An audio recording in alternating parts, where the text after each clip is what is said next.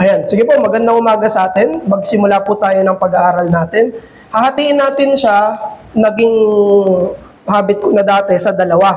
So, unahin muna natin yung creation hanggang fall, yung unang hati na yon. So, very short lang naman yon.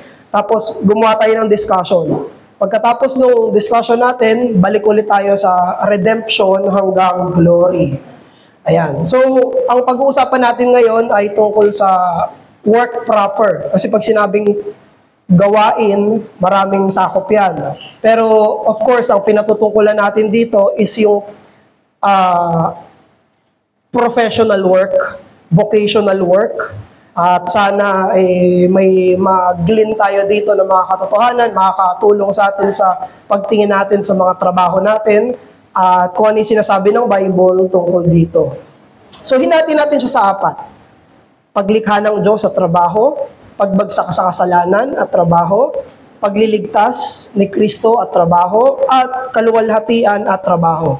Actually, itong 4 na themes na yan yung meta-narrative ng buong Bible. Yan yung pinakamalaking main theme ng scripture at ng buhay natin. So, kahit anong mga topics ang isipin nyo, pwede nyo ilatag dito yan.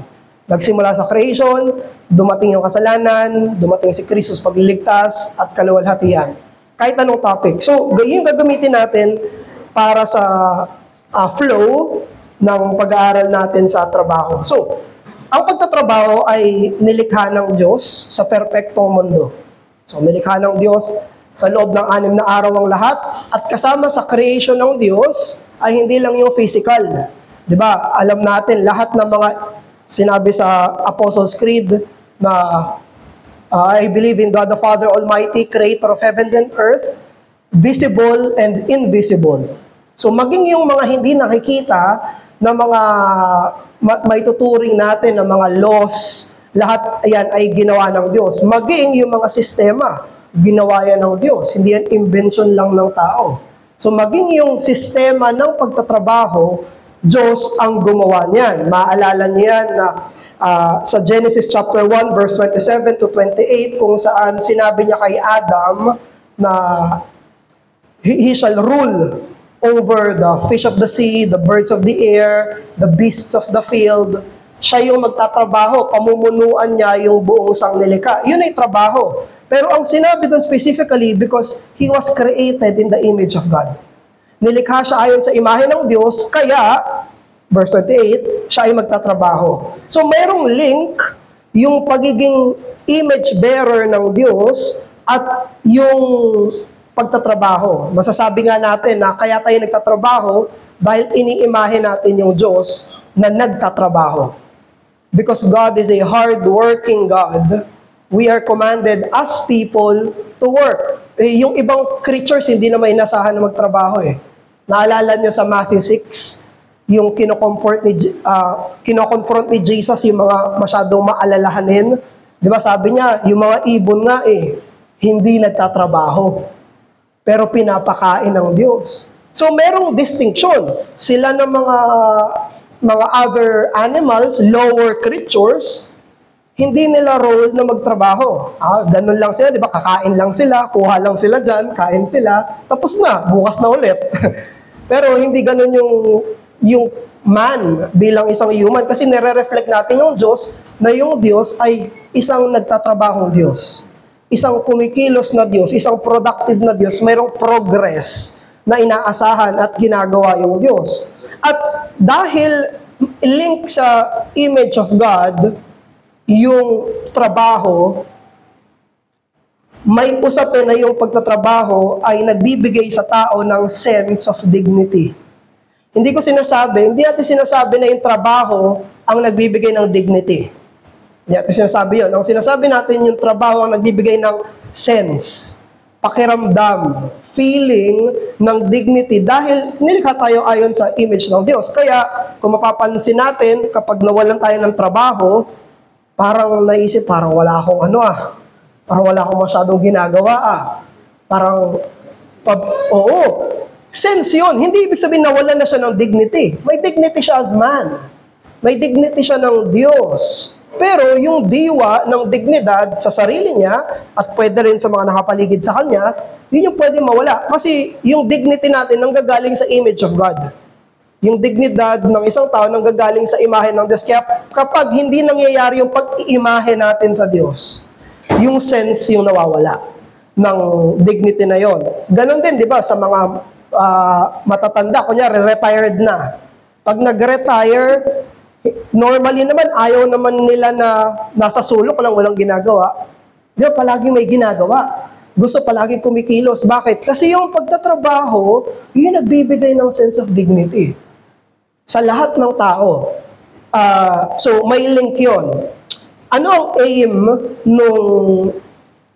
sa creation ng work? Ang creational objective nun ay human flourishing para sa progress. Palaging ganon. Palagi natin iisipin yon. Ang pagtatrabaho ay para may mas maging mainam. Maging mas mainam, maging better. Yun ang role ng pagtatrabaho. Kaya, yun ay para sa kabutihan ng tao. Di ba? What is the chief end of man? To glorify God and to enjoy Him forever. For the glory of God and for the good of man. Good of man yung enjoyment ng Diyos. So, palaging dalawa yun. Yun yung sinabi ni Joseph sa Genesis 50 verse 20. Na sinabi niya, you did this against me, but God meant it for good. Good nino? Nung mga tao. Palaging ganun. Ang pinaka-chief ay kaluwalhatian ng Diyos, kabutihan ng tao. Kaluwalhatian ng Diyos, kabutihan ng tao. Maging etong pagtatrabaho, iname yan ng Diyos para sa kaluwalhatian niya at sa kabutihan ng tao para mag-advance, magkaroon ng kabutihan sa Kanya. So, kung yung work pala ay nagsimula sa creation, ibig sabihin, mai-infer natin na ang trabaho ay hindi sumpa. Ang trabaho ay hindi sumpa. Ang trabaho ay hindi punishment. Ang trabaho ay it's not a punishment, rather, essential siya sa tao. Wala pa yung kasalanan, may trabaho na si Adam. Papangalanan niya yung mga hayop. Isasubdue niya sila. Wala pa yung Genesis 3. Nagtatrabaho na si Adam bago ibigay si Eve. Nagtatrabaho na si Adam bago pa bumagsak sa kasalanan. Yun yung unang inference. Pangalawang inference, yung work ay hindi limited sa formal vocation at profession. Totoo, yun yung topic natin ngayon. Topic natin ay yung formal na, alam niyo yun, yung kikita ka ng pera. Yun yung tinatawag natin na career at profession. Pero, wag nating limitahan yung word na pagtatrabaho sa formal vocation at profession. Kasi pwedeng mangyari na may mga nagtatrabaho sa bahay. Ayun yung mga housewives. Trabaho yun. Hindi yun trabaho sa labas, hindi yun money-making job, pero yun ay isang job. Yun ay isang formal na trabaho. Kapag nag-retired na, mula sa pagtatrabaho, tapos nag-focus sila sa bahay. Ayan. Yun ay trabaho pa rin. Nagtatrabaho pa rin sila sa church. Of course, yung mga pastors, di ba, inaasahan kung kaya ng church ay to fully support. Hindi ibig sabihin, wala silang trabaho. May trabaho pa rin sila. Pero sa church, na usapin na yun. Ganon din sa state. Yung mga trabaho sa state ay formal na jobs rin talaga yan.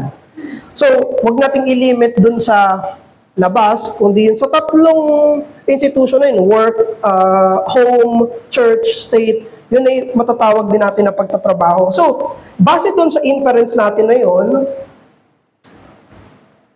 na nilikha ng Diyos sa image niya, ito yung nagbibigay ng dignity, at ito'y para sa human flourishing, ibig sabihin, lahat ng edad ay inaasahan, essential sa kanila yung pagtatrabaho.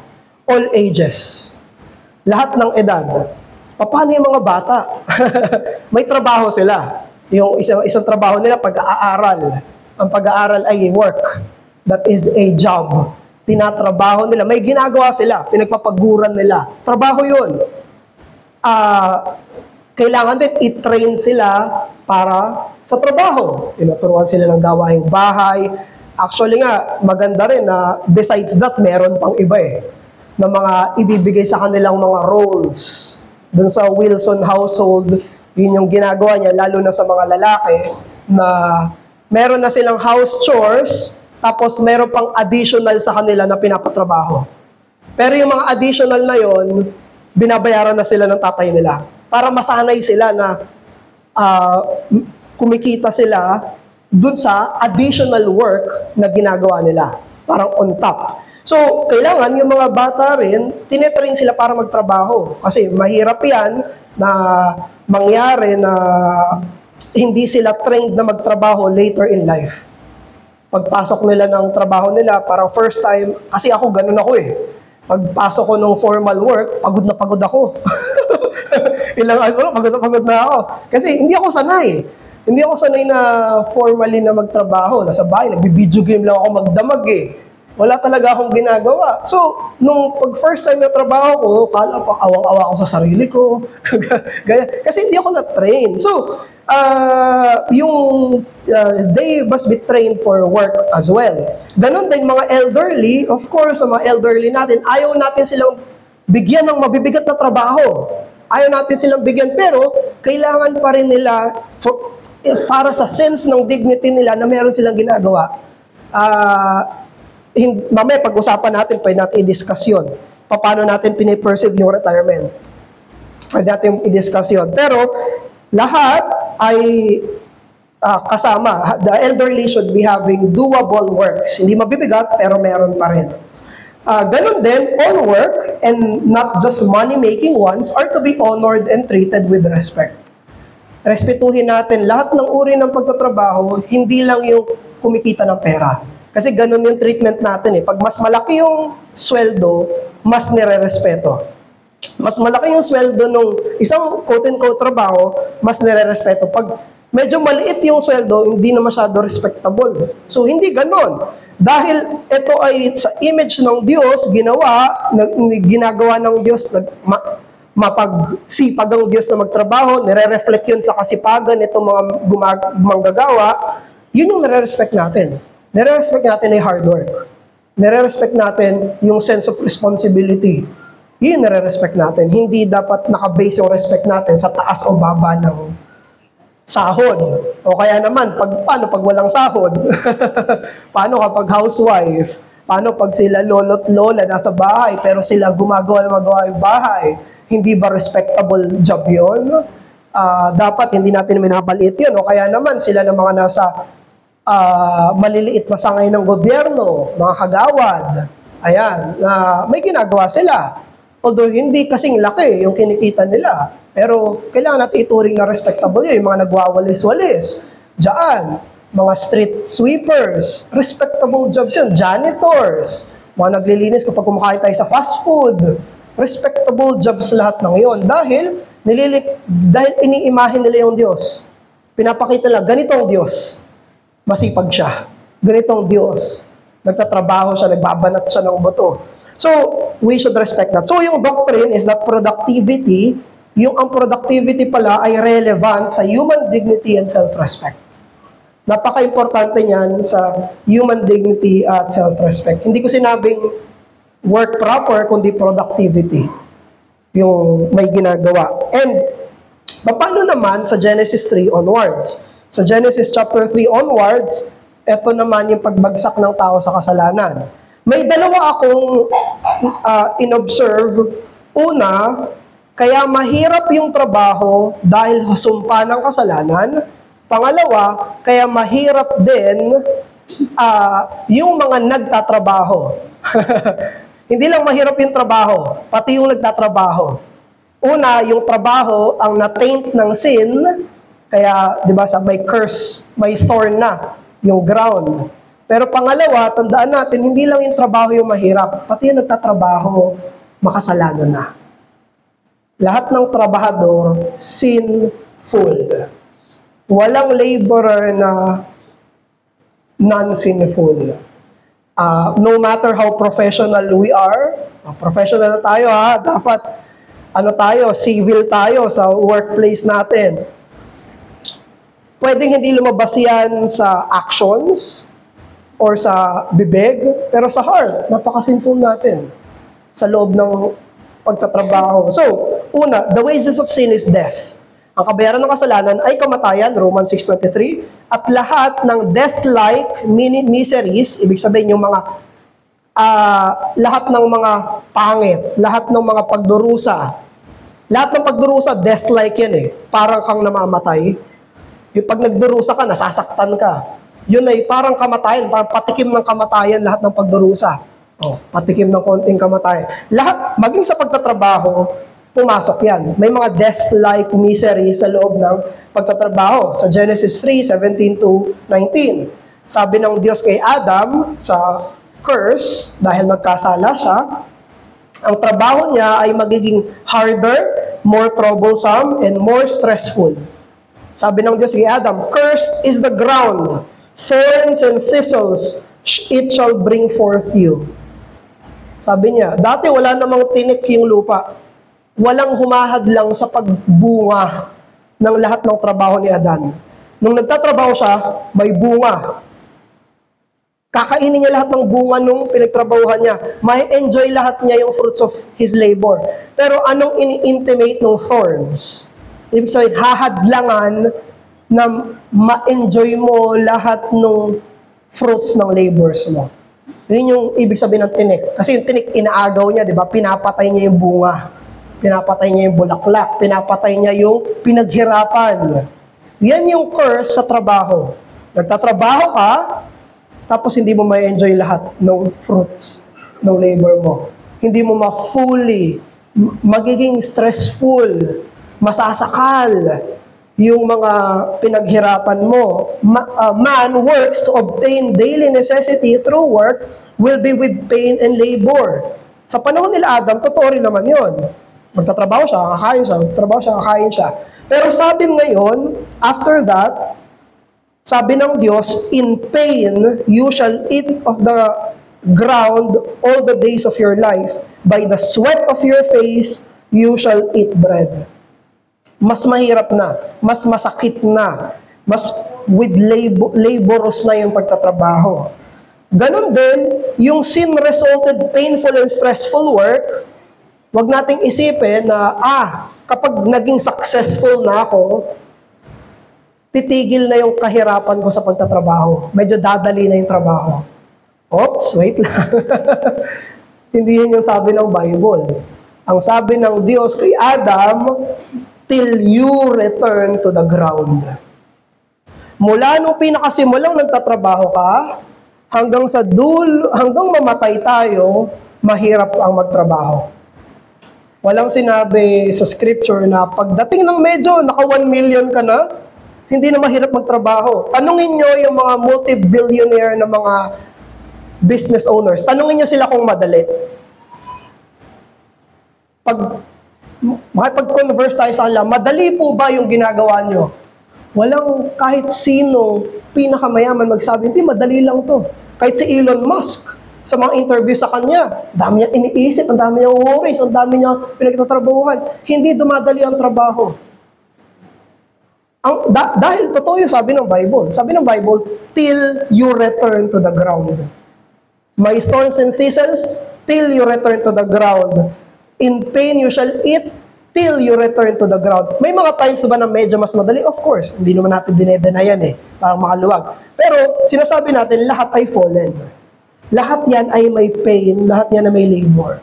So, medyo magiging fantasy na iniisip natin at medyo imaginary na yung iniisip natin kung iniisip natin na kapag nakahit lang ako ng ganitong klase ng salary per month, madali na. No.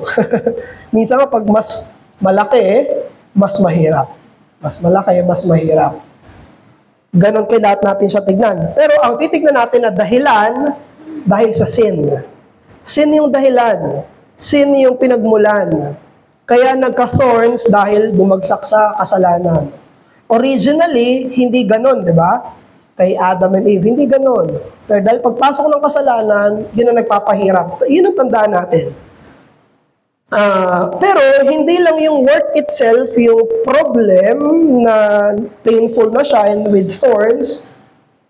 Pero ito, napaka-vital na ito na i-consider. Kasi madalas naisip natin yung trabaho lang ay mahirap Kaya natin isipin, tayo din yung cause ng stress.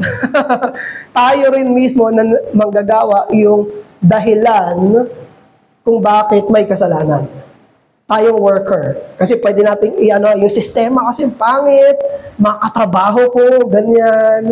Pero lahat tayo tao na makasalanan. So, ibig sabihin, kasama ako sa pool ng problem. Kasama pala ako doon. So, ano yung mai-consider natin? Not only work itself became troublesome, but also the workers. Ano yung mga sins ng mga trabahador? Sa Proverbs, medyo emphasize yung idleness, saka laziness, katamaran. 'Di ba? Pag diligence, wisdom 'yun. Kapag idleness, 'yun ay foolishness. So, tina-target 'yun ng Proverbs. Ang ganda ng Proverbs kasi pinakita niya iba't ibang itsura ng katamaran kasi hindi lang isang itsura 'yan eh. Iba-iba yung face ng laziness. Kaya naging tamad dahil sa kasalanan. At isa 'yon sa problem when it comes to work. Pero i-consider din natin yung Galatians 5. Yung Galatians 5, 'di ba, pinakita doon yung works of the flesh. Kasi magkasama yan, magkasunod sa fruit of the Spirit. Yung works of the flesh, ang dami, nilista ni Paul yung mga sins. At kung mapapansin nyo, lahat to halos existent sa workplace. Sexual immorality and impurity. Saan nagkakaroon ng kabit-kabit? Saan nagkakaroon ng mga sexual immorality? Sa trabaho. Iniwan yung asawa para sa ka-office mate. O kaya nagiinuman sa trabaho, doon nagkaroon ng mga sexual immorality. Hindi ba? Ano pa? Idolatry. Ano pa? Hatred. Yan, sa loob ng office, sa loob ng pagtrabaho, galit-galit lahat. Lahat magkakaaway. Kaaway ko yung boss ko, kaaway ko yung katrabaho ko, kaaway ko yung mga sa ilalim ko. Galit ako sa inyo lahat. Sa loob ng trabaho, hatred. Jealousy, naiinggit tayo. Bakit sila? Bakit sila? Bakit sila? Envy, bakit sila ba? Rage, kasama, medyo mas deep hatred na. Selfishness, kaya lang ako nandito para sa akin. Ako lang. Wag niyo ako pakialaman. Wala talaga ako pakialam sa goal ng company. Ang goal ko lang, ako. So, lahat ng sin, applicable yan sa lahat ng areas of life. So, kasama rin siya sa area of vocation, maging sa pagtatrabaho. So, sana makonsider din natin yun, maisip rin natin yun. So, while yung discipline ng temperance saka professionalism, it helps naman talaga. Totoo naman eh. Hindi natin tinatanggi yun. Kapag professional ka sa trabaho, civil ka, maganda yung work environment. Pero hindi natin maitatanggi na in our hearts, we can commit sins. At yung mga katrabaho natin, commit sins as well. Against us. Against our bosses. Kung ikaw yung boss, nasa ilalim mo. Kung ano na pinagsabi sa'yo sa mga subordinates mo. Kung ikaw naman yung subordinate, pwede naman pagsasabi yung mga boss mo sa'yo. So, ganun. Dahil bakit? Sinful yung world natin at nadama yung heart ng mga tao. So, professionalism, that helps. Pero at the end of the day, lahat ng workers are fallen sinners. Walang kahit isa sa office nyo na sinless. Walang kahit sino sa company ninyo ang sinless. They may be so professional, pero they're not sinless. Walang sinless. And that includes us. Kasama tayo dun sa usapin na yun. So, cut muna natin dun sa creation at fall. Discussion muna tayo. Tapos, tuloy natin dun sa redemption and glory. Sige, any question dito sa first two? Creation and work at fall and work. Paul. So, di ba sa creation, 6 days ang trabaho, isang araw lang ang pahinga. Yes. Ano masasabi mo sa mindset na karamihan ng tao ngayon na dapat ang trabaho ko sa trabaho lang ng 5 araw? Kasi ang sinasabi nila is hindi na dapat magtrabaho sa ikanin, hindi na daw pinakapahinga. Kumbaga, ano po masasabi? Parang 2-day rest day, 5 working days. Ayun. And thank you dun sa tanong. Very relevant yan kasi ganun yung situation natin eh. At karamihan sa mga companies, 5 days working days, tapos 2 days yung walang work. So, ang question ni Paul ay regarding doon sa Sabbath command. Sabi kasi sa Sabbath command, 6 days you shall work, and then 1 day you shall rest. So, kaya relevant dito yung idea na hindi natin nililimit yung work sa professional vocation. Ibig sabihin, dun sa 5 working days dito sa Pilipinas, contextualize muna natin, yung 5 working days dito sa Pilipinas, gusto natin consider na hindi yung nagtatapos sa trabaho sa labas. May trabaho ka pa sa loob ng bahay. May trabaho ka pa sa family mo. So, yung tatapos yun. So, ibig sabihin, yung isang araw na rest day according to the company standards, yun ay working day pa rin sa isang Kristiyano. Pero working day niya yun, hindi man sa company, pero working day niya pa rin yun, pwede sa family. Ilalaan ko tong panahon na to para pagsilbihan ko yung pamilya ko naman muna. O, hindi ko, ang tagal ko na nasa labas ng 5 days, sige ngayong Sabado naman, sila naman, pinaglingkuran ko yung company ko ng 5 days. Ngayon naman, sila naman ang paglingkuran ko, ipagluto ko nga, ipaglinis ko nga. Yun yung, gano'n natin kinoconsider. Kaya hindi natin nililimit sa money-making works yung Sabbath command. Pero relevant yung money-making, of course. Pero hindi natin nililimit doon. So yung 6 days, work talaga yon. Kaya pagdating ng yung Lord's Day, Christian Sabbath, or sa Old Covenant ay Jewish Sabbath, talagang stop muna sila doon. Hindi ako maglilingkod sa labas, tigil muna lahat ng labada, wala muna ganito. Bakit? Kasi ito'y araw ng pahinga at pagsamba. So, gano'n natin siya i-deal. So, kahit na standard ng parang work code na 5 working days, pero sa atin, yung isang araw, gagawin ko pa rin para paglingkuran ko yung pagtatrabaho pa rin ako. Follow up doon. I guess ang pinupunto ko, Pastor, yung idea na kapag Sabado dapat idle lang. Oo. Kasi meron tayong mindset na pag nagtrabaho na ng 5 araw, sapat na yun. I'm done. Shut down mo na yung mundo. Lalo na sa Christian, inisip natin na pati yung Sabbath nagiging work natin. Although may work yung Sabbath, pero hindi siya idle, hindi siya yung work na ginagawa natin outside the Sabbath. So, yung mga tao, ang tao kasi, hindi ako labas doon. Ang gusto nila is, na kind of rest, is yung idleness. So, ayun po. Ayun, salamat. Tapos, of course, yung 6 days na work na yon, hindi naman yung restless work, di ba? Kasi may time for rest din naman doon. Kaya maganda yung na-discuss ni Arvin before eh. Hindi ko alam sa academic excellence or sa planning, na kung magre-rest, rest. Pag nag-rest ka talaga, rest lang. Kasi ang nangyari, yung rest, ginagawang leisure time. Parang nagpapahinga ako sa leisure. Napagod ka pa rin doon. So, ang mangyari nun, kung magre-rest talaga, kailangan full rest. Wala ka talagang gagawin. Pero rest time talaga siya. Sa after work, after ng ganito, o kaya naman, after mo mag-work ng Sabado, medyo mas mahaba yung rest time. Ang problem kasi, akala rest yung leisure. Hindi rest ang leisure. May nag-exert ka pa rin doon ng energy kapag gano'n. So, kaya siguro mas pagod. Ganun yung nangyari. Follow me. Other question? Pass. Siguro comment lang din dun sa college work. There's no such thing as easy work in this college work. Minsan parang merong way para padaliin yung mga trabaho. Pero madalas, para mapadali, mas pinipili mong magkasala para mapadali. Maraming mga instances na gano'n. For example, utos ka lang ng utos sa mga tao without doing your job na talaga properly. So, madali yun sa'yo halimbawa kung ikaw ay nasa top, madali yung mag-utos mo na mag-utos, pero ikaw napapabayaan mo yung obligation and responsibilities. Sariling job description. Oo. So, yun, merong way para madaliin, pero maging maingat tayo kasi minsan, mas nagkakasala tayo kapag pinipili natin mas madali. Lalo na kung work from home.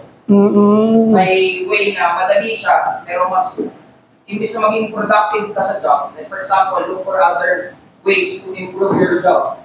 Ang ginagawa ko, mas mag-relax at mas masaya. Which nakikita ko na magkakasala.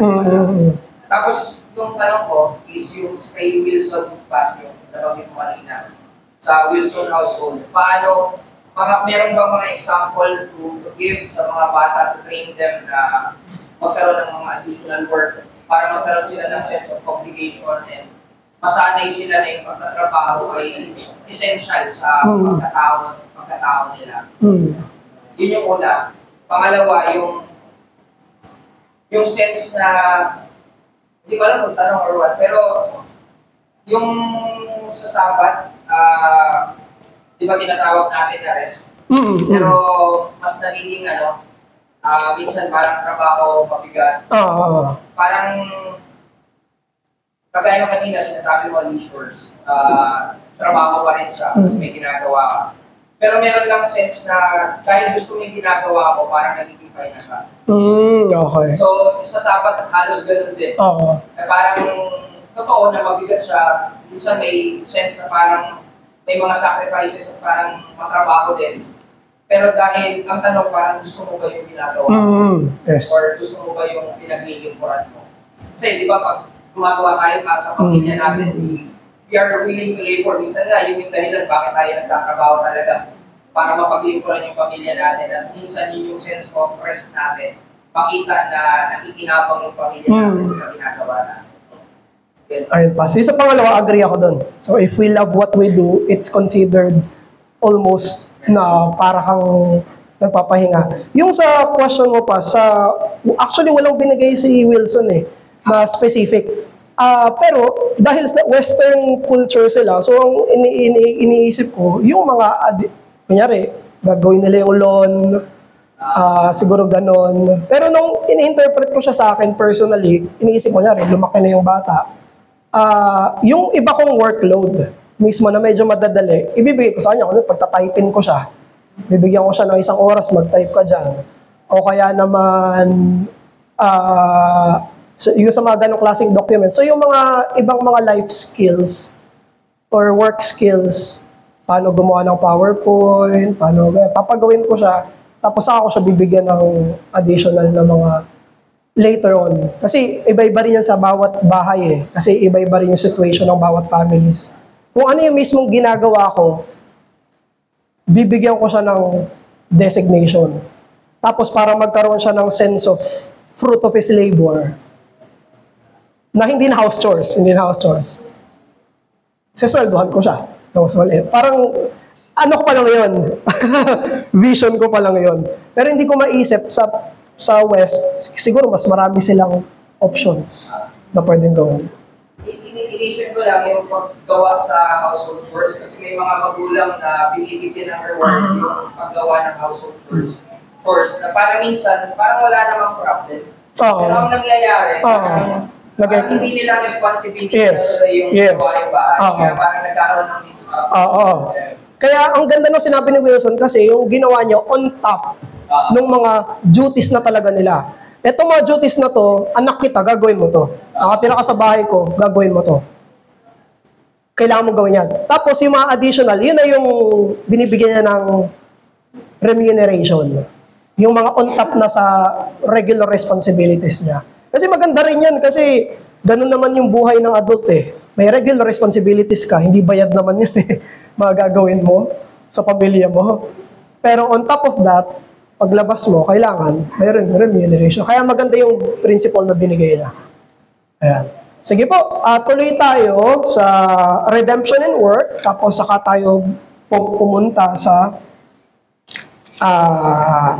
glory and work, tapos discussion. Banggitin ko lang yung mga discussion questions natin.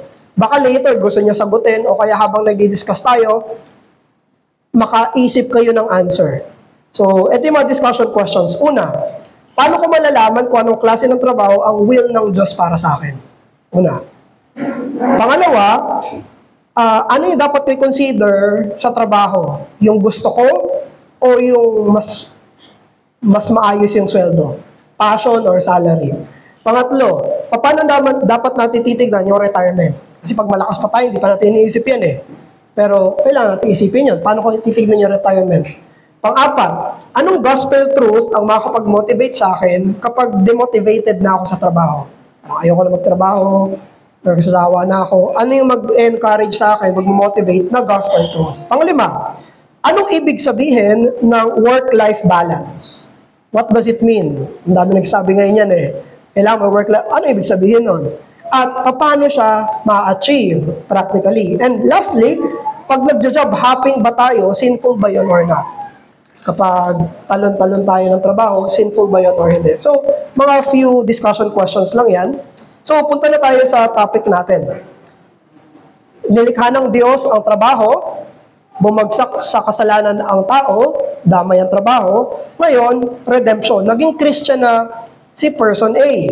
Nung naging Christian na siya, niligtas siya ni Jesus mula sa kasalanan niya, at yung bagong puso niya, apektado yon yung lahat ng buong buhay niya. Ibig sabihin, yung work niya ay affected na rin ng faith niya. Ulitin natin. Yung work niya, dahil Christian na siya, affected na yon ng faith niya. Yung faith, nakaka-apekto na sa work niya. Now, paano ma-apektuhan ng faith ang mga trabaho natin? May binigay akong 5 lang. Number 1, at yung number 1 at number 2, ito yung dahilan kung bakit tayo nagtatrabaho. Ito yung dahilan kung bakit tayo nagtatrabaho. Pangatlo, excellence and virtues ay ina-expect sa Christian workers. Pang-apat, yung Sabbath commandment, applicable yan sa Christian ngayon. At number 5, kailangan nag-expect tayo ng rewards pag nagtatrabaho tayo. Mag-expect tayo ng rewards pag nagtatrabaho tayo. So, number 1, ang pinaka-aim natin sa pagtatrabaho ay to glorify God. Luwalhatiin yung Diyos. Ibig sabihin, kailangan maging mapagpasalamat tayo sa mga trabaho natin at yung kaluwalhatian ng Diyos ang motibo natin kung bakit tayo nagtatrabaho. Colossians chapter 3, verse 22 to 24. You can read that by yourself. You can also reference Ephesians chapter 6, verse 5 to 8. Tinuturo lang nito na lahat ng Christian work ay kahit gaano kaliit, gaano kaminial, it can glorify God. Kahit anong klase ng trabaho na maayos na trabaho, hindi sinful na trabaho, yan ay makaka-glorify sa Diyos. Sabi ni John Calvin sa Institutes, sabi niya, no task will be so sordid and base, provided you obey your calling in it. It will shine and be reckoned very precious in God's sight. Sabi niya, precious daw sa harapan ng Diyos kung ginagawa natin yung trabaho natin ng may kaayusan. Sabi ni Martin Luther, medyo specific si Luther. Sabi niya, a dairy maid can milk cows for the glory of God. Yung wala pang machinery dati. So talagang mano-manong kinukuha yung gatas mula sa baka. Sabi niya, kahit sila na kumukuha ng gatas sa baka, naluluwalhati nila yung Diyos. Ginagawa nilang yon. Sabi niya, if your job is shoveling manure, then do your best and shovel that manure for the glory of God. Ayan, kung tagadakot ka ng tae, ng mga hayop, edi gawin mo yan para sa kaluwalhatian ng Diyos. So, pinapakita lang sa atin dito, dun sa Colossians, tapos sa mga reference natin sa Reformers, na lahat, if you do it sincerely, working, and you work heartily as for the Lord and not for men, God will be glorified. Maluluwalhati yung Diyos. Yun yung una, glory of God. Pangalawa, good of men. The good of their fellow men, yan ang secondary aim ng Christian work. Very interesting tong Ephesians chapter 4. Basahin ko ha. Anyone who has been stealing must steal no longer, but must work, doing something useful with their own hands, that they may have something to share with those in need. Bumaliktad na yung buhay ng mga magnanakaw. Kasi ano ginagawa ng magnanakaw? Ang ginagawa nila, kinukuha nila yung pinagtrabahuhan ng iba. May ibang naghirap, may ibang nagpagod. Tapos kinukuha nila, sila ang nag-e-enjoy nung pinagtrabahuhan ng iba. Yan yung ibig sabihin ng stealing. Sabi ni Paul, kapag Christian ka na, baliktad na. Ang mangyayari na, ikaw na ang magpapakapagod para iba ang mag-enjoy. Yun yung tinuturo ng sinabing, you shall not steal.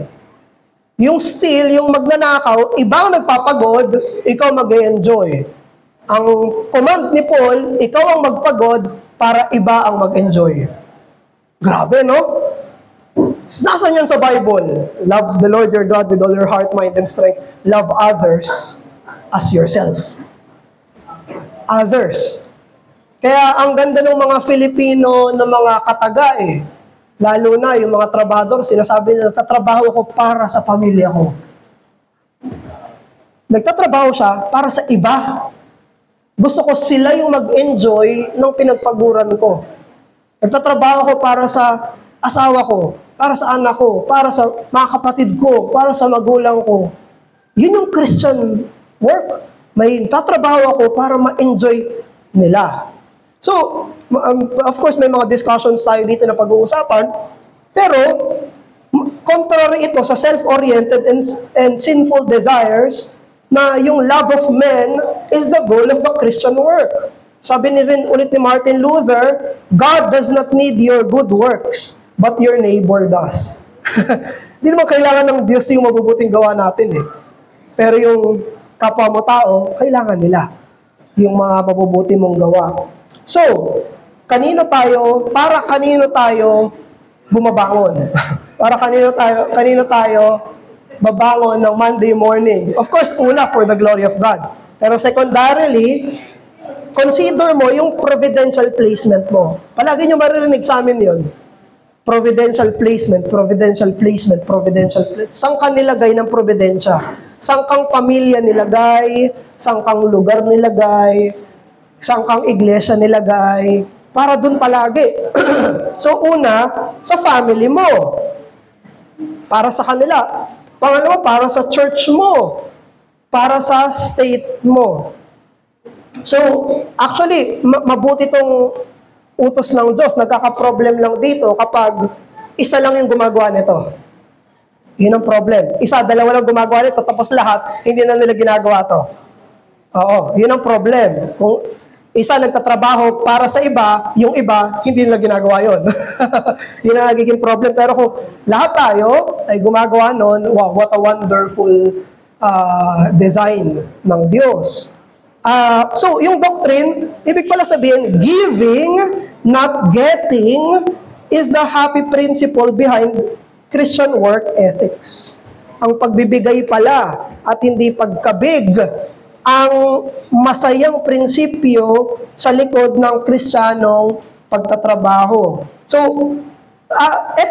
etong orientation na to, tandaan natin, hindi yan inutos ng Diyos, tapos hindi siya ganon. Tandaan natin, lahat ng utos ng Diyos, morally, nagre-reflect sa character ng Diyos. And if you would think about it, sa theology proper, sa ontology ng Diyos, sa essence ng Diyos, this is true for Him. Siya yung Diyos na palaging nagbibigay at hindi tumatanggap. Hindi siya, sinabi sa Acts 17 yan, He is not served by human hands as though He needed anything. Wala tayong naibigay sa Diyos kahit ano, essentially, substantially. Walang nadagdag sa Kanya. Anong ginagawa? Siya palagi nagbibigay. Siya palagi may nilalabas. Palaging ganoon. So, itong Ephesians 4, hindi ito parang, ay, inuutos sa amin ng Diyos yan.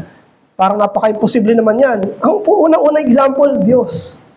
Palaging nagbibigay nang wala siyang tinatanggap. Na kahit ano. Walang nadagdag sa Kanya. Kahit kailan. So, pangatlo, excellence and virtues. Ang character at competence, yan ay inaasahan sa mga Christians. Contrary yan sa pagiging substandard na pagtatrabaho. Una ko narinig yung substandard kay Lori eh. Kasi palagi niyang bukang bibig sa trabaho yan. Ayaw niya ng substandard na trabaho, kaya kailangan maayos yung pagtatrabaho. So, yun yung inaasahan sa Christian workers. Excellent at ganoon din, may character. Andun yung fruit of the Holy Spirit. Paging sa pagtatrabaho, pag nagtatrabaho, may love, joy, peace, forbearance, kindness, goodness, faithfulness, gentleness, self-control. So, yung competence na walang character, ayaw natin yon. Excellent na sa trabaho, wala namang fruit of the Spirit. Ayaw natin yon. Pero, hindi rin naman pwedeng may character ka, tapos hindi ka competent. Kasi kung may character ka, pag magiging diligent ka, pag-iibayuhin mo integrity, saka gusto mo maging productive, may progress. So, kung may character tayo, ibig sabihin nun, hindi mo hahayaan na parang basta-basta lang yung ginagawa mo. At alam nyo ba, may disciplinary measures sa 2 Thessalonians 3:6 para sa mga ayaw. Mga busybodies, sinabi doon sa 2 Thessalonians chapter 3 verse 6. Naalala nyo, ang issue dito, akala nila dumating na si Lord. Sabi nila, ay, dumating na si Jesus. Yun yung eschatological problem ng Thessalonica eh. May mga nagturo na parang dumating na si Jesus.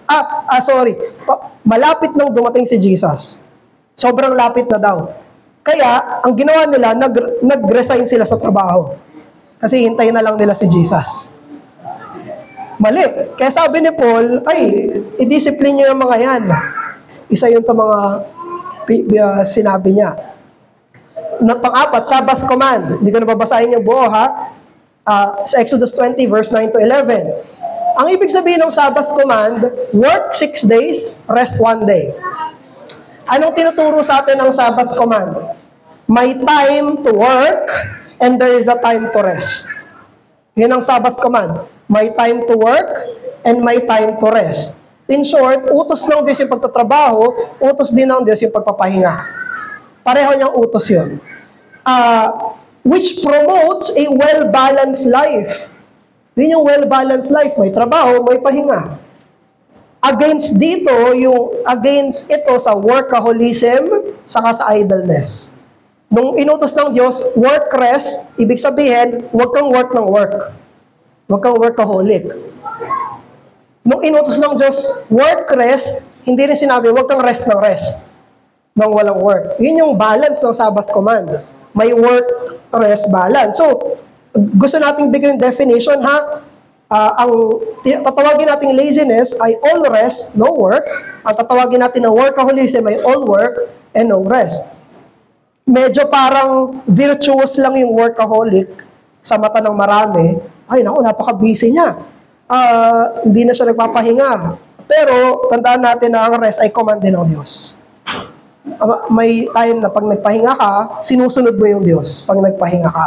Pero, dito kailangan magkaroon ng balance. So, dahil sa kabutihan ng Diyos, tandaan natin na, kabutihan ng Diyos, ang mga Christians, they are called to the beautiful balance, cycle of rest and work.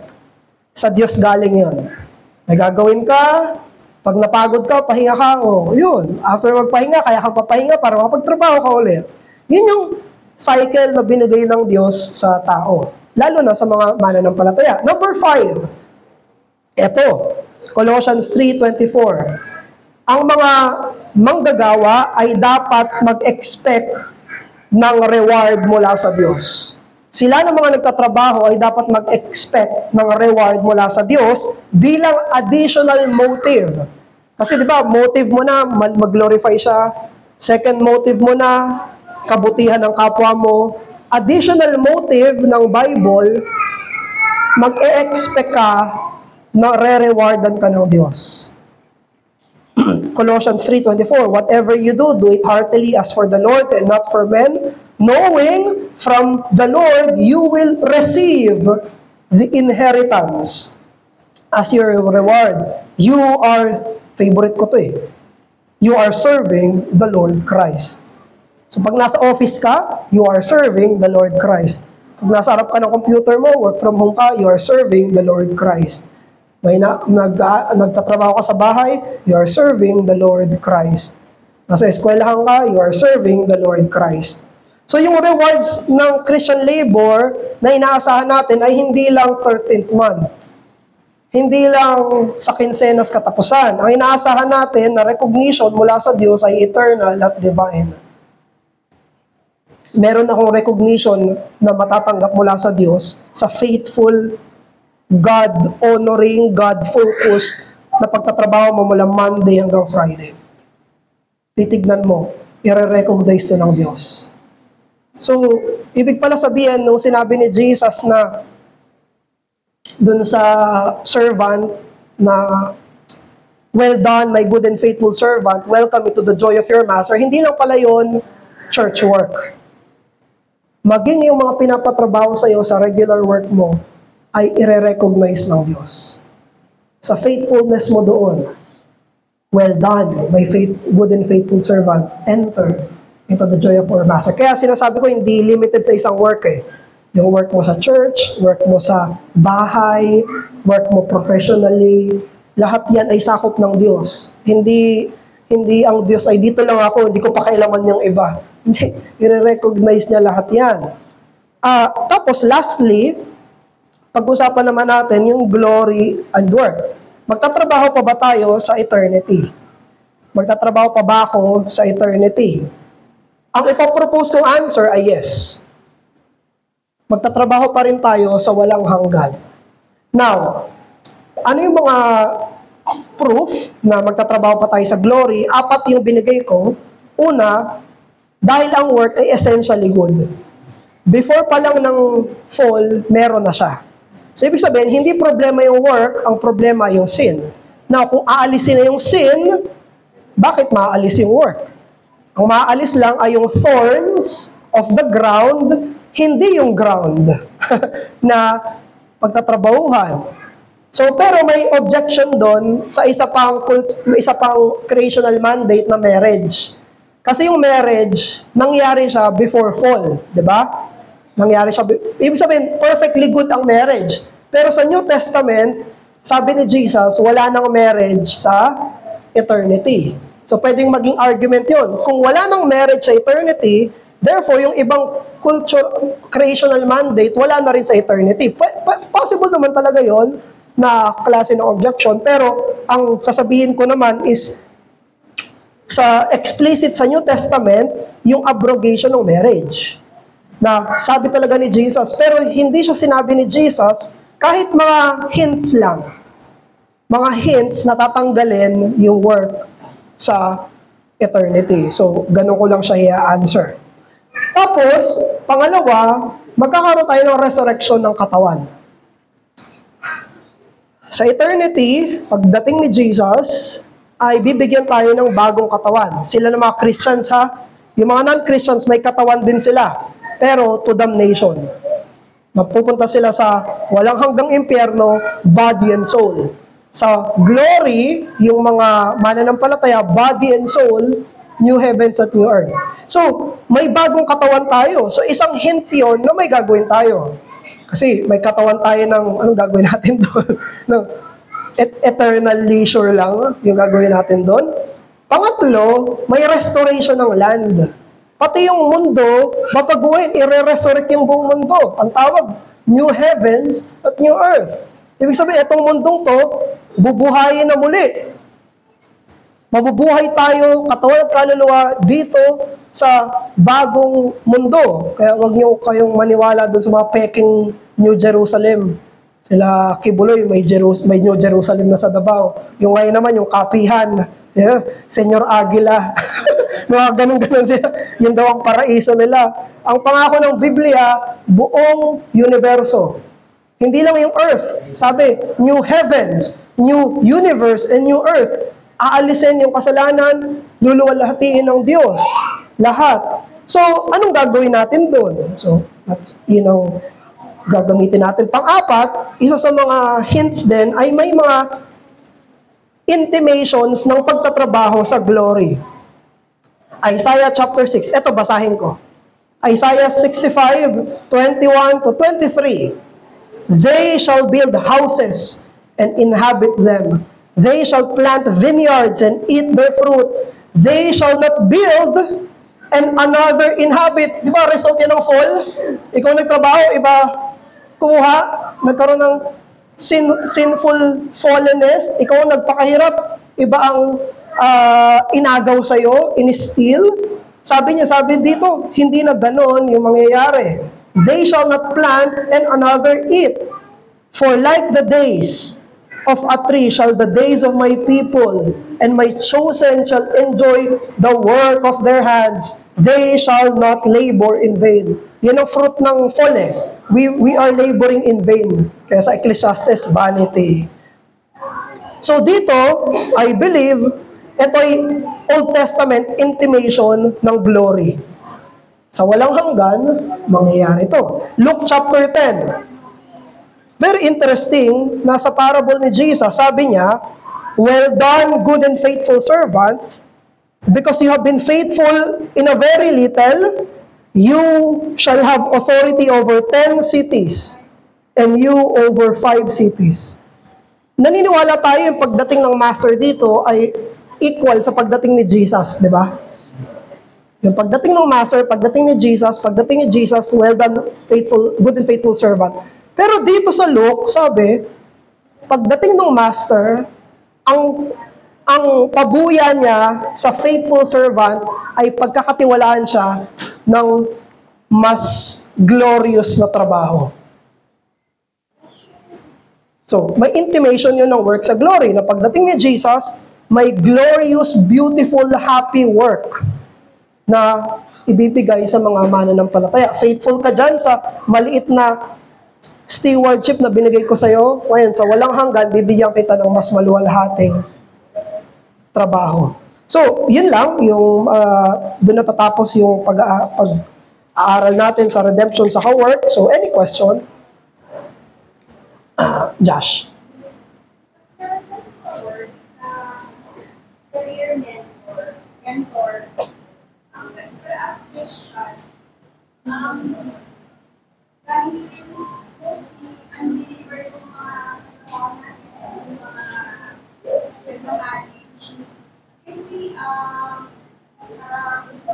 intentionally look for someone na Christian to mentor us. Kasi magkaiba talaga yung mindset Yes. ng unbeliever.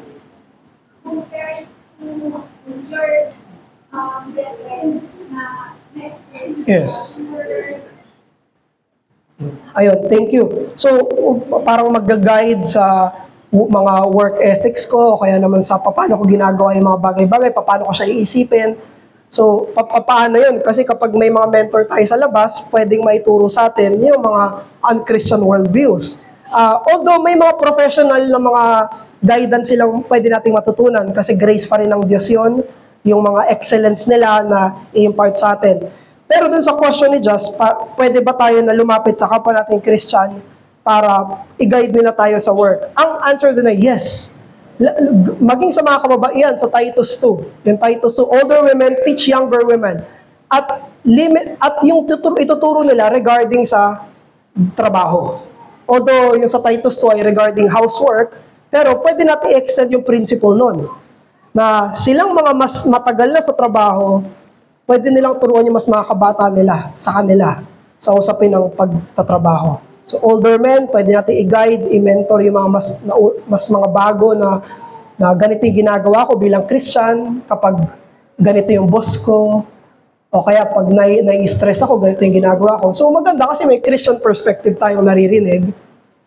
Maganda rin yung nagawin ng brethren na doon sa mga bagong nagtatrabaho, matagal na nagtatrabaho. Follow up mo. Ako, curious naman. Kasi, nangyari ako. Tapos, kapatid. May tendency kami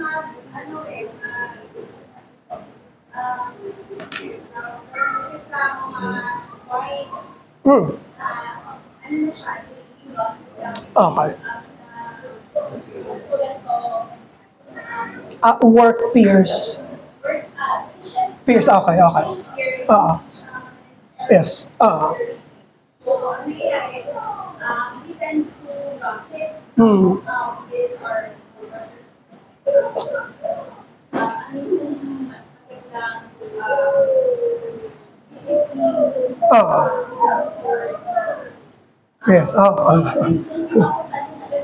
Oo. We also mentor each other with the Christian teachings. Kasi ganun yung nangyayari. Tama. Tulungan namin yung tawag sa mga paglalaro Ah, sa yes. nauwi na kami sa suicide. Tama. Ayun, kapag meron tayong mga burden sa trabaho, and even in general, ang general na utos ng Diyos ay cast our cares upon Him for He cares for us. Yung pinakauna, sabihin natin sa Diyos yung mga reklamo natin. Kasi nagiging tendency yun na parang akala natin hindi ako papakinggan ng Diyos dito sa mga kabigatan ko. Therefore, sa kanila ko na lang sasabihin kasi sila pakikinggan nila ako. So, ang pinakauna sa Diyos, muna palagi. Saka yun mafe-filter. Pag sinabi ko sa Diyos, Panginoon, nahirapan ako sa trabaho ko, ganito yung boss ko, kailangan maging vital yun sa prayer life na sinasabi natin sa Diyos, yung mga burdens natin. Gusto ng Diyos na pinapakinggan niya yung mga kabigatan natin. Sa 1 Peter chapter 5, verse 7. Kapag hindi natin naging habit yun, doon pwede kasi wala akong kailangan may paglabasan ka talaga eh. Hindi pwedeng wala. Yung outlet, at sabi ng Diyos, siya dapat yung outlet natin. Kasi siya kaya niyang, isa pang problem, hindi lahat ng tao nakapaligid sa atin, kaya yung burden natin. Although, may sense na dapat nating pasanin, pero hindi lahat yung kaya. Lalo na ang daming consider sa trabaho, sa pamilya, sa church. Sipin mo lahat yun, no? Kaya ang pinaka maganda, ang first habit, pag na-stress ako, sabihin ko sa Diyos, Panginoon, ganito. Tapos medyo ma-temper na siya. Pero of course, kailangan din natin ng kapatiran. Kapag ganon, maganda na magkaroon ng discipline na pwede bang ako sa'yo, maglalabas lang ako ng sama ng loob para sure na yun yung topic na usapan. Makikinig lang ako. Kasi ang mangyayari kapag ganun, kapag naglabas ako, maglalabas din siya, na kami pareho, para focus yung conversation, na makikinig lang ako ngayon, hindi muna ako makikisaw-saw. So, tapos, contained. Hindi ko ito sabihin sa iba, at hindi ang goal ko ay maging chismis to, ang goal ko ay maging kagaanan sa'yo. Kaya ko ito pinapakinggan. So, maganda, ganun yung clear yung point ng conversation na pwede ba akong maglabas sa'yo ng sama ng loob sa trabaho. So, tapos pag sige. Tapos parang contain siya. Hindi na siya kakalat or pareho na kayong biglang naglabasan ng sama ng loob. Ganon yung mangyari. Tapos sa family rin, pwede ganon yung gawin na mangyari. Wala. Hindi lang pala siya sa corporate world, pero bilang anak, bilang asawa, bilang magulang, also applies. So, may reklamo naman ako sa how I work for my spouse, or how I work for my children, or how I work bilang anak sa magulang, or para ako na instead na mag-gossip ako or mag-gossip kami towards how tiring or stressful the work of a professional, parent, child, and spouse, we give it to prayer. Yes. Pwede rin yun. Habang nagpe-pray kayo, doon mo sabihin ang sabihin. Yes.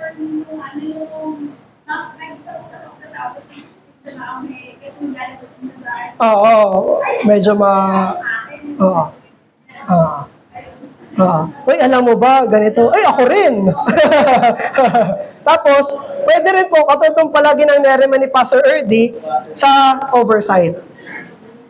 Pwede nyo po kaming gawing therapist. Joke lang.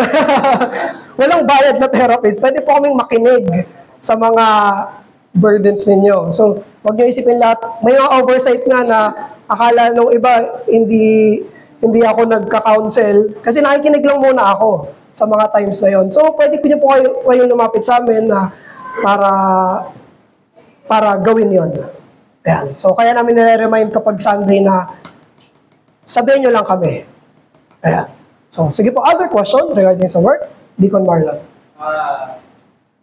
My first question is, mali ba na or mali or tama ba something to something student ka? Siyempre, pag mas may pinag-aralan ka, mas less yung, ano ba? Hindi naman madali, pero mas convenient yung work mo kapag nakatapos siya or mas maganda yung ginagawa. Compared din sa mga hindi nakapag-aral, hindi nagpapagawa din ng success. With regards to motivation, bilang sa mga students natin kayo, tama ba na yung magkakanak? I-motivate yung mga anak natin na mag-aral kang magiging para pag-dating nyo ng panahon, mas magiging convenient, mas magiging work, mas magiging kakanak lives. In some sense, tama ba ang gawin kung Motive. sa mga anak natin, sa mga kapatid natin, mga students, at iba pa. Inability Ayun, thank you, Deacon. I think hindi naman siya masama na gamitin siyang motive. Pero, of course, may mga qualifications tayo doon. Ang qualifications natin, kapag sinasabihan natin yung mga estudyante na mag-aaral kayo maigi, qualification natin na maganda na hindi natin sabihin na magiging convenient yung buhay niyo later. Kailangan sabihin natin para matrain kayo dahil sa hirap ng pagtatrabaho. So, kailangan masanay kayo kung paano gaano kahirap yung pagtatrabaho. So, medyo aloof lang ako dun sa language na para madalian kayo kasi hindi siya madali eh. Sa fallen world tayo eh. Yun yung isa. Tapos yung pangalawa, pwede siyang sabihin sa mga estudyante, given na hindi sasabihin yon na out of the picture na ako. Yung nagsasalita, yung guardian o yung parent na mag-aral kang maigi, ikaw ang bahala. Na hindi ako kasama dun sa pag-aaral niya. Kailangan kasama palagi yung parent sa pag-aaral niya. Kakamusta niya pag-aaral niya, tuturuan siya mismo. Ang pinaka-tutor dapat ay yung parents sa kanila. Siya dapat yung mag-guide sa kanila. Hindi siya labas dun sa pag-aaral niya. Maging dun sa schoolwork niya, hindi dapat nakaasa dun fully na, pag nakatapos ka, dapat kaya mo na yan. May mga ganong sense. Hindi. Kasi ang work ethic, natututunan sa bahay. Yung work ethic, natututunan sa bahay. Kung tinuruan siyang magsipag sa bahay, magsisipag siya sa trabaho. Kasi ang tinuturo lang sa eskwelahan, yung subjects. Pero yung virtues, natututunan niya sa bahay. So, kailangan ituro yun. Dapat hindi expect na, hindi ko siya tinuruang magsipag, pero asahan ko siyang maging masipag. Ano yun eh? Training yun eh. Hindi siya expectation lang na dapat masipag ka, ba't di ka katulad ni ganito, masipag siya. Hindi. Ibini-work out siya dapat. So, ayun, yun lang yung dalawang qualification dito. Yes, mabuti siya, okay naman siya as additional na motivation, pero wag lang para sabihin ako maging convenient later, tapos wala na akong gagawin, basta galingan mo lang sa school. Yun lang yung medyo ano ko dun. Kasi responsibility ng parents yung work ethic ng anak niya. Pass. Ano lang din doon, additional siguro. May sense kasi ng reward dahil sinunod mo yung kalooban din ng Diyos na magsipag. Madali yun. Pero may other factors na kailangan. For example, hindi mo hawak yung magiging attitude ng mga katrabaho mo. Sooner or later, yung mga katrabaho ka na hindi mo talaga, di ba may mga nagtatrabaho na kaya sila nahihirapan sa trabaho, hindi dahil mismo doon sa nature ng work, kundi dahil sa mga taong nakapaligid sa kanya. So yun, hindi mo siya maaalis doon. So merong sense talaga ng kasalanan, pagbagsak, parte tayo ng bumagsak na mundo sa kasalanan. So, yun. Ang dami pang factors na i-consider, pati yung ganon. So, follow up doon dito. Yan naman si Ross, may mga memes na lumalabas. Alam yung meron na parang ang idea ng word is pag student ka, makasyon natin mo, alam mo nasa toktokan na pagdating mo ng adult, meron pa palang mas mataas. somehow, yun yung realization ng buhay. Stepping stone siya. Parang, in-expect kasi naman sa student, pagka alaya na ng ulit, parang aral ka, okay na. Pag nag-graduate na ako, okay na. Kasi naging expectation ng mga student, parang kayahay na sila pag Oo. wala na labor, na parang sumpa yung pagtatrabaho, sumpa yung magiging adult, sumpa yung pagiging pamako, natin nagiging sumpa na. Kaya nakikita yung version na ino-offer natin karamihan sa mga ibang mga Pilipino mga gulang na sinasabi na hindi, mag-aaral ka para mag-convert yan sa buhay para graduate. Yung pag-aaral ay work junior. So, Tapos pupunta na sa other work. Ayan. Sige po, kung meron pa, si JM tapos si ate. Christine po, no? Tama po ba? Tumama rin ako.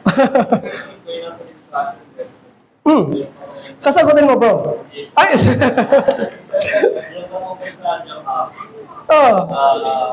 Sige, yan. May mindset kasi ako na parang kaya ako nag-job ako para mag-gain ng ayos sa life.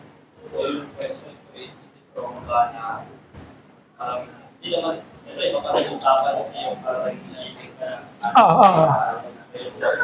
na iba din yung confidence na gusto ko mataas Progress. So parang yung job hopping ba dito mas sa discussion question meron kang robot sa heart mo. Like for example, kasi ako, basically, time lang ako, like, yung past 2 years lang sa work. Tapos, if ever in-alis yung nilagay ko na goal, dun sa taon na yun, isin-sin ko ba na hindi naman dapat yun. Hindi naman doon yung loyalty sa company. Kasi ito pa rin yung progress. Nakalikas sa bawal. So, mali ko yun. Or dapat, content na lang ako, meron ako. Yung unang trabaho ko sa private school, 6,000 per month sa private school. Doon na lang ako. So, bro, si Paul, ito try na.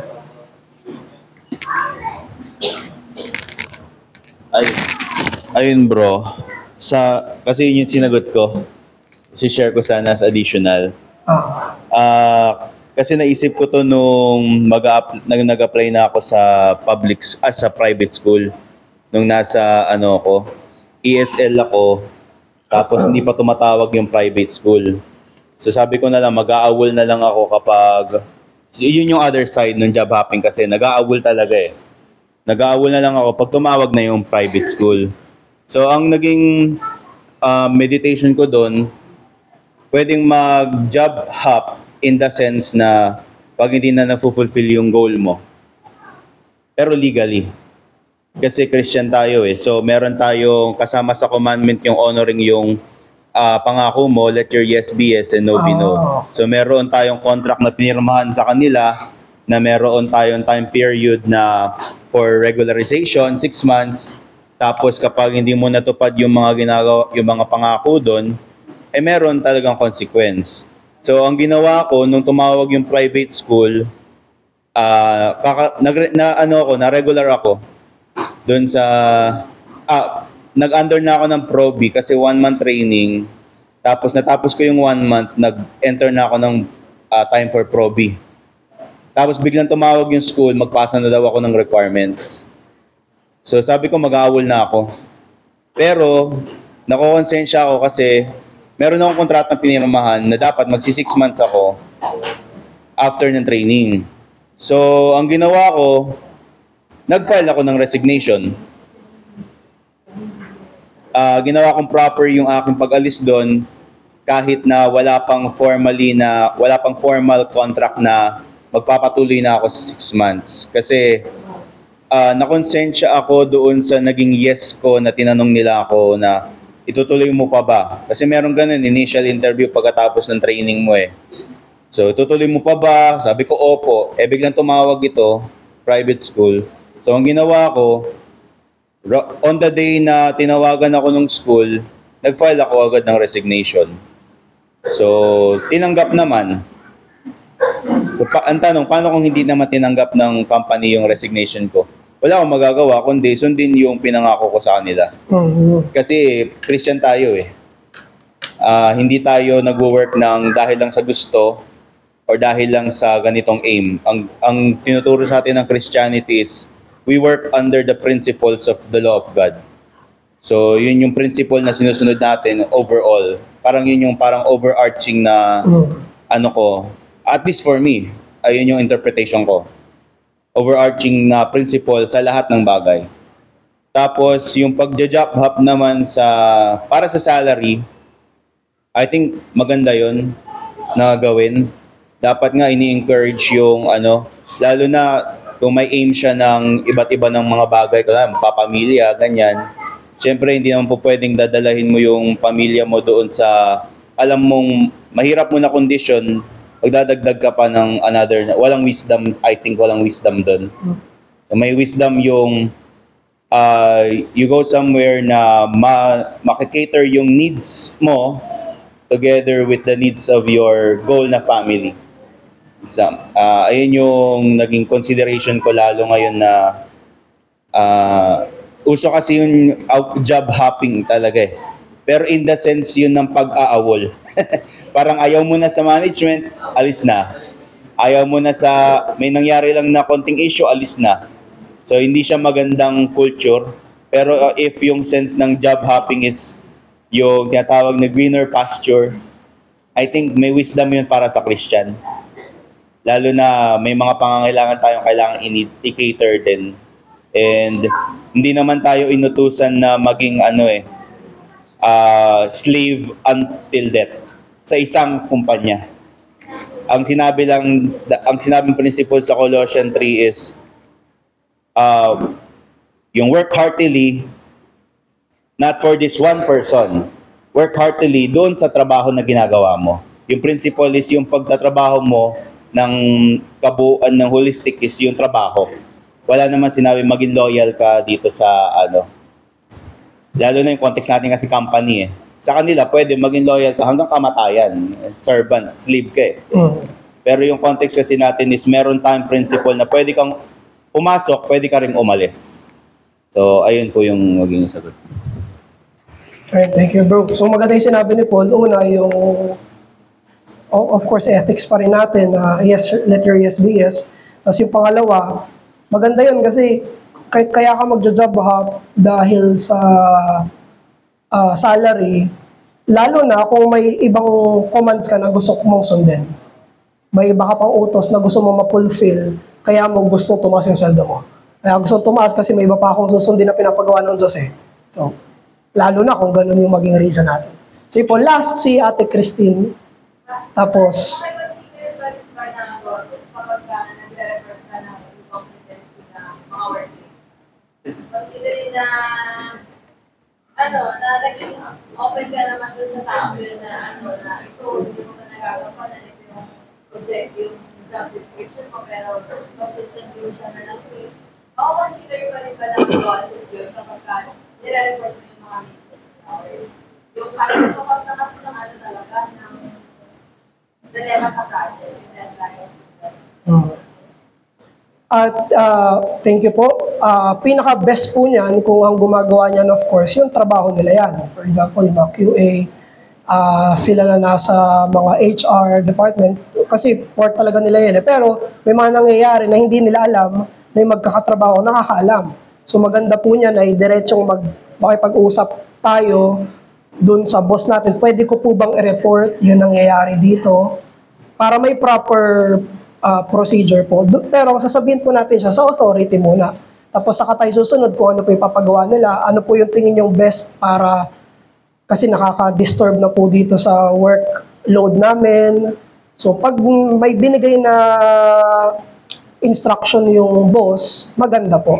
Yun ang, para hintayin po natin yung instruction nila, normally. Para kunyari, mahuli or what, kung galing na sa kanila, dito tayo nagsimula. Kasi sila ang nasa authority. Sila ang may say kung paano nila i-manage yun. Kasi sila yung supervisor, sila yung manager, trabaho nila yun. So, ayun po. Or kung kaya naman po na sila na mismong humuli or tumingin para hindi po tayo directly na-involved. Yun lang po yung may bibigay ko na para hindi tayo diretso. Pass. Yung gossip din kasi destructive yung goal din, hindi constructive. Mm. So, gossip siya kung wala ka naman talagang goal na matuwid siya or maitama. Kaya yung sinasabi ni Pastor na sa authority muna kasi meron tayong obligation to address, to give a resolution. So yun, hindi gossip yun. Okay na, so. Actually, obligation nga natin yun. Para din sa kanya. Kasi pwedeng lumipat ang trabaho yan eh. Tapos doon gagawin niya pa rin yun. So, magiging kasiraan siya sa iba, siya rin, yung career niya masisira. Pero kung tinuwid mo na siya doon, sinabihan mo siya, para sa future plan niya, hindi constructive din sa kanya. So, yun. Basta ang layunin mo eh, hindi para sirain mo siya or tingin ko yun pa rin, heart issue pa rin siya. So, Ayun po, salamat. Sige, Diko. Ang tinatawag kasi na peer evaluation madalas sa mga ulit. Hindi ko yung proper avenues para ibigay yung mga evaluation ng mga tao. Isa sa mga problem kasi pag-share natin sa pag-share natin is yung over-exaggeration. Na-exaggerate natin yung situation dahil hindi in a sense of walang sense na para ma-improve yung project. Ang nangyayari lahat ng mga comments natin is tinitira na natin yung tao. Wala talagang goal na parang nawawala na yung sense na gusto ko kasi mag-improve yung project. Parang nagiging na lang yan bias opinion na lang natin. Unlike kung proper authority or yung tinatawag na peer evaluation, syempre magiging maingat ka sa salita mo kasi babalik sa'yo yun Magiging mas constructive ka, mas magiging formal ka sa pag-approach dun sa problem rather than dun sa gossip. Kasi most likely, gossip is hindi ka maingat. Sasabihin mo lang kung ano yung gusto mong sabihin. At yun nga, may mga proper authorities sa pagre-report like HR, pag sobrang damaging na talaga siya. Managers. Pwede mong i-approach yung managers. Kasi yung managers, kung maayos yan, hindi niyan i-disclose yung sinabi mo sa kanya. Tama. Kung maayos siya, yun yung expectation natin. And team leaders, kasi may mga authorities talaga. The moment na shinare mo yan sa isang tao, don't expect na yung tao na ikikip niya yun. Siguradong lalabas at kakalat yan. At mas often than not, mas malaki yung damage na magagawa mo kaysa yung motive mo na ayusin yung trabaho. Mas malaking problema sa experience ko. And I'm not excused with that na nagawa ko na rin yan in the past at hindi yan talaga mabuti. And salamat, HR. Hindi ko maalam. Sige po, manalangin tayo. Ama namin, Diyos namin, pinupuri po namin kayo sa mga diskusyon tungkol sa usapin ng Panginoong Jesus at ang mga careers. Tulungan niyo po kami na mag-grasp po namin ito at makatulong ito sa amin sa mga ginagawa namin sa araw-araw na pagtatrabaho, lalo na po sa normal na workdays. Kayo po ang Panginoon ng maging Lunes hanggang Biyernes. Sa pangalan ng Panginoon Jesus, Amen. Sige po, prepare po tayo for morning